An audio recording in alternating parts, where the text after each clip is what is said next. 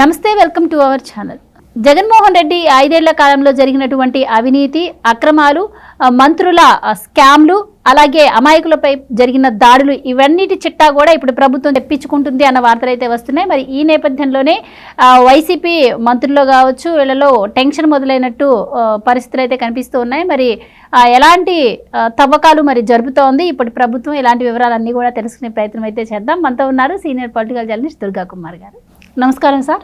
నమస్కారం అమ్మ గోవర్ధన, మన వీక్షకులు కూడా నమస్కారం సార్. గత 5 ఏళ్ల కాలంలో జరిగినటువంటి అవినీతి చిట్టా మొత్తం ఇప్పుడు ప్రభుత్వం తెప్పించుకుంటుంది అంటున్నారు. సో మరి ఎలాంటివన్నీ బయటకు వచ్చే అవకాశం ఉంది, మరి అలాగే ఎవరెవరికి ఇందులో శిక్ష పడే అవకాశం ఉందంటారు, ఏం చెప్తారు? ఇప్పుడు గత 5 సంవత్సరాల్లో జరిగింది పరిపాలన కాదు కదమ్మా, కేవలం కక్ష సాధింపు, దాష్టికాలు, అవినీతి, కుంభకోణాలు, దోసుకోవటం, దాచుకోవటం, ఇదే. తర్వాత వివిధ వర్గాల ప్రజల్ని వేధించటం, హత్యలు, ఇవే నేరాలు, పీకలు కోయటం వరకే.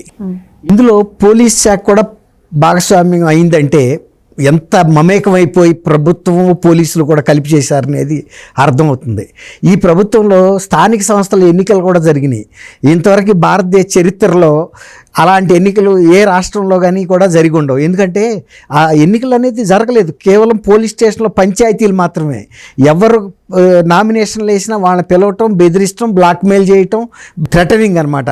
నువ్వు కనుక విత్డ్రా చేసుకోకపోతే నీ మీద ప్రాస్టిట్యూషన్ కేసులు పెడతాం, లేకపోతే గంజాయి కేసులు పెడతాం, లేకపోతే ఇలాంటి మత్తు పదార్థాలు అమ్ముతున్నట్టు లేకపోతే లిక్కర్ కేసులు పెడతాం. ఏ రకమైన బెదిరింపులకైనా వాళ్ళు జంకలేదు. దాంతో ఎవడైనా పొరుగుగలాడు ఈ పోలీస్ కేసులు పెట్టించుకుని వీళ్ళతో మనం ఎక్కడ తచ్చుకుంటాము? ప్రభుత్వం వాళ్ళ చేతిలో ఉంది. ఈవెన్ రివాల్వర్తో బెదిరించే స్థాయికి పోలీస్ అధికారులు వెళ్ళారంటే పట్టపగలు. ఇప్పుడు మనం అక్కడ చూసాం కదా, మాచర్ల దగ్గర సిఐ అనుకున్నా రైతుల్ని పిస్టల్తో కారంపొడి ఆయన తర్వాత కూడా సస్పెండ్ కూడా అయ్యాడు. ఇలాంటి బెదిరింపులు ఒకసారి కాదు. తర్వాత అధికార మంత్రులు అయితే ఇక చెప్పే పనే లేదు. ఇక వాళ్ళ ఇలాకాలోకి ఎవడన్నా బయట వస్తే కూడా ఇది ఫలానా ఆయన ఇలాకా, నువ్వు తెలీదా, ఎట్టా వచ్చావని.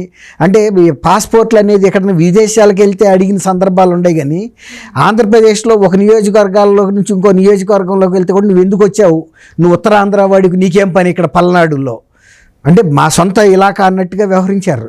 కనీసం ఇంత దౌర్జన్యాలు జరిగినా కూడా కనీసం ముఖ్యమంత్రి కానీ ఆ సంబంధిత నియోజకవర్గ మంత్రి కానీ ఖండించిన సందర్భం కూడా లేదు. తర్వాత ఒక సామాన్యుడైన దగ్గర నుంచి ఒక ప్రభుత్వ ఉద్యోగైన డాక్టర్ కానీ, లేకపోతే ఒక ప్రతిపక్ష నాయకుడు కానీ, ప్రతిపక్ష నాయకుడు ఇల్లు కానీ, ప్రతిపక్ష పార్టీకి చెందిన ప్రధాన కార్యాలయం కానీ, వాళ్ళకి ఏదైనా ఒకటే దాడి చేయాలంటే చేయటమే.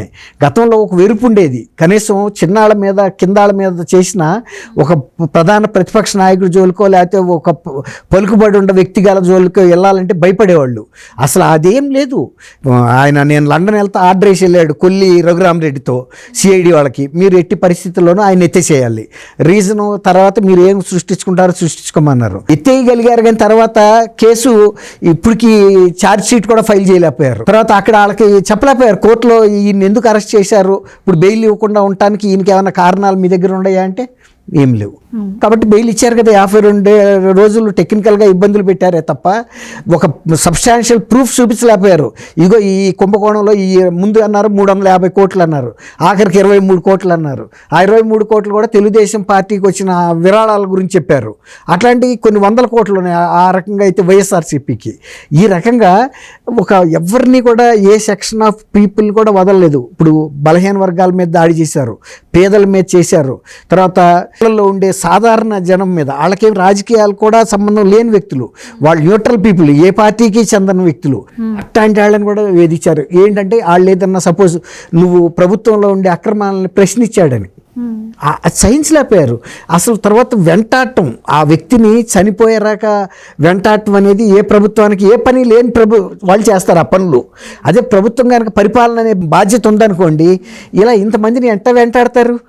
అందువల్ల రాష్ట్ర వ్యాప్తంగా జరిగింది ఏంటంటే ప్రతిపక్ష నాయకుల మీద జరిగినాయి, తర్వాత సామాజికవేత్తల మీద జరిగినాయి ఇట్లాంటి దాడులు, డాక్టర్ల మీద జరిగినాయి. ఏది మాకు సరైన ఫెసిలిటీ ఇవ్వలేదన్నందుకు ప్రతిపక్ష నాయకులు కానీ కార్యకర్తలు కానీ అసలు చెప్పేవద్దు.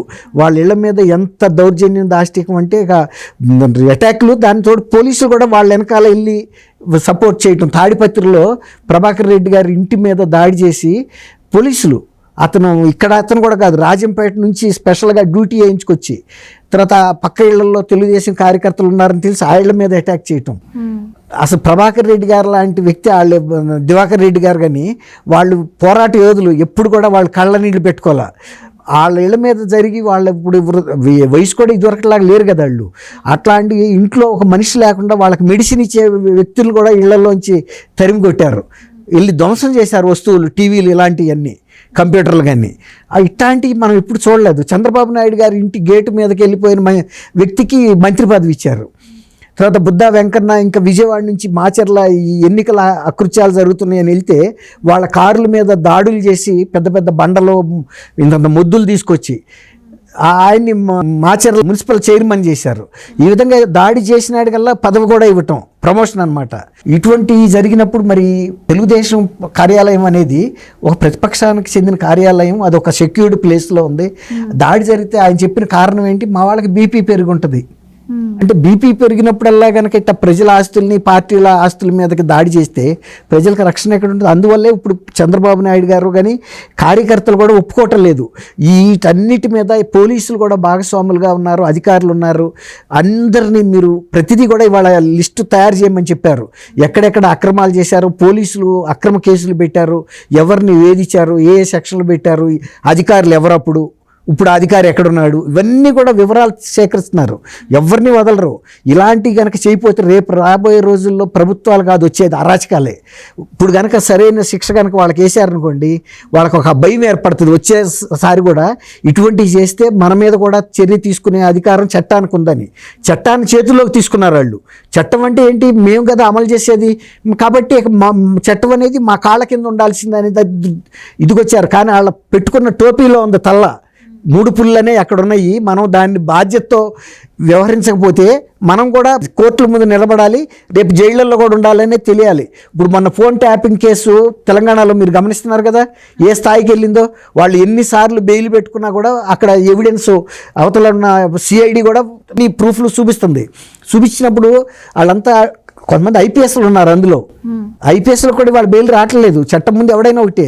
గతంలో ముఖ్యమంత్రి ఆయన ఎంకరేజ్ చేసినా మీ పరిధిలో మీరు ఉండాలి. వాళ్ళు వ్యక్తిగతంగా అందరు ప్రతిపక్ష నాయకుల ఫోన్లు ట్యాప్ చేశారు, తర్వాత బెదిరింపులకు దిగారు. తర్వాత ఈ ప్రభుత్వం ఇచ్చిన ఈ అధికారాన్ని ఉపయోగించి ప్రైవేట్ వ్యాపారస్తులను కూడా దోసుతున్నారు వాళ్ళు. బిల్డర్స్ని, ఇండస్ట్రియలిస్టుల్ని, పెద్ద వాళ్ళని. మామూలు ఏదో చిన్న అమౌంట్లు కాదు, కోర్టుల్లో వాళ్ళే చూస్తున్నారు. ఇప్పుడు అవన్నీ బయటకు వస్తున్నాయి. మేము ఇదో ఆ ఫలానా ఆయన దగ్గర తీసుకున్నామంటే ఆయన పిలిపించి అడిగితే అవునండి అని చూస్తున్నారు.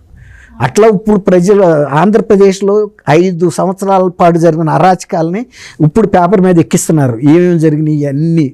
ఏ చిన్న విలేజ్లో కూడా చిన్న గ్రామస్థాయి నాయకులు కూడా అధికార దుర్వినియోగానికి పాల్పడ్డారు. వాళ్ళ ఊరు పక్కన ఉండే ఇసుక క్వారీల్లో ఆడదే పెత్తనం, ఊరి మీద ఆడదే పెత్తనం. ఎవడో ఏం నిర్ణయిస్తే ఆడిదే ఒక రాజులాగా, నియంతలాగా వ్యవహరించారు. వీటన్నిటిని కూడా ప్రభుత్వం సేకరించి వాటి మీద యాక్షన్ తీసుకోవడానికి మొదలైంది చర్య. మీరు అన్నట్టు చిట్టా తయారవుతుంది. ఒక 10-15 రోజుల్లో మొత్తం ప్రభుత్వానికి ఒక ఎక్స్రే రిపోర్ట్ లాగా వచ్చేస్తాయి. చట్టాన్ని అతిక్రమించిన ఏ అధికారి అయినా, పోలీస్ అధికారి అయినా, ఐపీఎస్ అయినా, ఐఏఎస్ అయినా కూడా రేపు ప్రజలకి సమాధానం చెప్పాల్సిన పరిస్థితి ఉంది. థ్యాంక్ యూ అమ్మ గోవర్ధన్, మన వీక్షకులు కూడా.